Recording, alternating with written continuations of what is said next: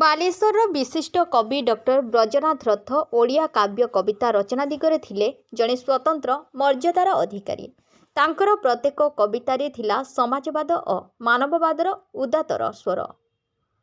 କଳା ସାହିତ୍ୟର ଶ୍ରୀକ୍ଷେତ୍ର ଭାବରେ ପରିଗଣିତ ବାଲେଶ୍ୱର ମାଟିରେ ବ୍ୟାସକବି ଫକୀରମୋହନଙ୍କ ପରେ ସେ ଥିଲେ ଦ୍ୱିତୀୟ ବଳିଷ୍ଠ ସ୍ରଷ୍ଟା ବୋଲି କବି ବ୍ରଜନାଥ ରଥଙ୍କ 90ତମ ଜୟନ୍ତୀ ଓ ତାଙ୍କ ଦ୍ୱାରା ପ୍ରତିଷ୍ଠିତ ବିଶ୍ୱତାରା ଓଡ଼ିଆ ଗବେଷଣା ଗ୍ରନ୍ଥାଗାରର ଅଷ୍ଟାଦଶ ଉତ୍ସବରେ ଯୋଗଦେଇ ମୁଖ୍ୟ ଅତିଥି କବି ମନୋରମା ବିଶ୍ୱାଳ ମହାପାତ୍ର ପ୍ରକାଶ କରିଥିଲେ। ସୁନରସ୍ଥିତ କବିଙ୍କର ଜନ୍ମସ୍ଥାନରେ ପ୍ରତିଷ୍ଠିତ କବି ବ୍ରଜନାଥ ରଥ ଫାଉଣ୍ଡେସନ ଟ୍ରଷ୍ଟର ଏହି ସମାରୋହରେ ପ୍ରତିବର୍ଷ ଭଳି ଏ ବର୍ଷ 3 ଜଣ ବିଶିଷ୍ଟ ସାରସ୍ୱତ ସାଧକଙ୍କୁ କବି ବ୍ରଜନାଥ ରଥ ସାରସ୍ୱତ ସମ୍ମାନ, କବି ବ୍ରଜନାଥ ରଥ ସ୍ମୃତି ସମ୍ମାନ ଓ କବି ବ୍ରଜନାଥ ରଥ ସାରସ୍ୱତ ସମ୍ବର୍ଦ୍ଧନା ପ୍ରଦାନ କରାଯାଇଥିଲା।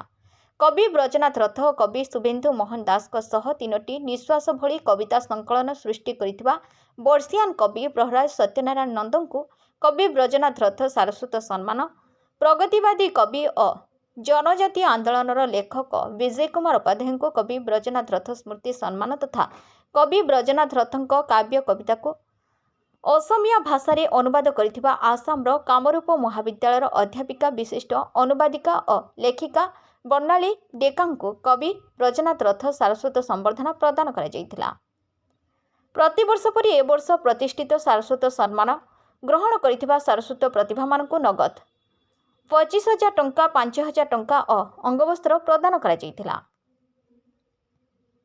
ବିଶିଷ୍ଟ ଗବେଷିକା ଡକ୍ଟର ନିବେଦିତା ମହାନ୍ତି ସଭାପତିତ୍ୱ କରି ଦିବଂଗତ କବିଙ୍କୁ ବାଲେଶ୍ୱର ସାରସ୍ୱତ ଜଗତର ଅଭିଭାବକ ବୋଲି ନିଜର ଅଭିଭାଷଣରେ କହିଥିଲେ। ପ୍ରାରମ୍ଭରେ କବି କାଳୀଙ୍କର ଦାସଙ୍କ ସଂଯୋଜନାରେ 3ଟି ନିଶ୍ୱାସର ଆକାଶ କବିତା ସଂକଳନରୁ କବି ବ୍ରଜନାଥ ରଥଙ୍କ କବିତାକୁ ଡକ୍ଟର ଅରବିନ୍ଦ ଗିରି, ଡକ୍ଟର ଶିରୀଷ ଚନ୍ଦ୍ର ଜେନା, କବି ଦୀପ୍ତି ଦାସ, ଦୀପକ ବୋଷ, ଡକ୍ଟର କୁମାର ଗୋପାଳ, ଡକ୍ଟର ରାଧାରଞ୍ଜନ ପଟ୍ଟନାୟକ, କବି ବଂଶୀଧର ଚୌଧୁରୀ, କବି ପ୍ରୀତିଲେଖା ଦାସ, କବି ମନସ୍ୱିନୀ ଦେବୀ, କବି ରଞ୍ଜନ ବାଗ, କବି ସୁଭାଷ ସ୍ୱାଇଁ, କବି ସୌଭାଗିନୀ ମିଶ୍ର, କବି ଅନସୂୟା ରଥ ଆଦି ପଠନ କରିଥିଲେ। କବି ବ୍ରହ୍ମନାଥ ରଥ ମଞ୍ଚ ଆହ୍ୱାନ କରିଥିବା ବେଳେ ବ୍ରଜନାଥ ରଥ ଫାଉଣ୍ଡେସନ ଟ୍ରଷ୍ଟର ସଦସ୍ୟ କାଳୀକିଙ୍କର ଦାସ ଅତିଥି ପରିଚୟ ସହ ସ୍ୱାଗତ ଭାଷଣ ଦେଇଥିଲେ।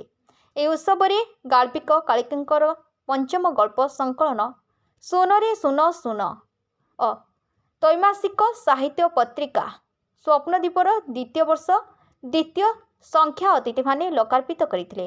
ମାନପତ୍ର ପାଠ କରିଥିଲେ ସୌଭାଗିନୀ ମିଶ୍ର, ଦେବୀଦତ୍ତ ଆଚାର୍ଯ୍ୟ ଓ ଅନୁରାଗ ମିଶ୍ର ତଥା ପ୍ରାରମ୍ଭରେ ବହ୍ନିମାନ ରଥ ମନସ୍ୱିନୀ ଦେବୀଙ୍କ ରଚନାରୁ ସ୍ୱାଗତ ସଙ୍ଗୀତ ଗାନ କରିଥିଲେ। ଏହି ବନ୍ଧୁମିଳନ ଉତ୍ସବରେ ବାଲେଶ୍ୱର ଓ ବାଲେଶ୍ୱର ବାହାରୁ କବି, ଲେଖକ ଓ ଅନେକ ମାନ୍ୟଗଣ୍ୟ ବ୍ୟକ୍ତି ଯୋଗ ଦେଇଥିଲେ ତଥା ମନସ୍ୱିନୀ ଦେବୀ ଧନ୍ୟବାଦ ଦେଇଥିଲେ।